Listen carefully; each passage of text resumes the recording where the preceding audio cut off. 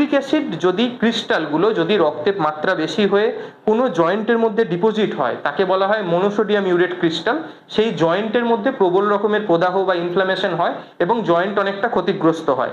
সেক্ষেত্রে তার symptomatic treatment অবশ্যই প্রয়োজন।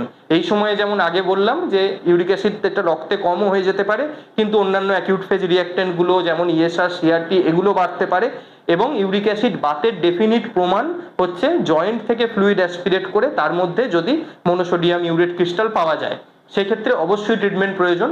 প্রাথমিক চিকিৎসা হচ্ছে সিমটোম্যাটিক রিলিফ, ওই জয়েন্টের প্রদাহ কমানো, তারপরে ইউরিক অ্যাসিড লোয়ারিং এজেন্টস যেগুলো সেগুলো অ্যাড করতে হবে। কাজেই যে জয়েন্টে ইনভলভ হয়েছে সেটি জয়েন্টটাকে বাঁচানো জরুরি, কারণ ইউরিক অ্যাসিডের ক্ষেত্রে অনেকটা জয়েন্ট ড্যামেজ হতে পারে বা ক্ষয়প্রাপ্ত হতে পারে।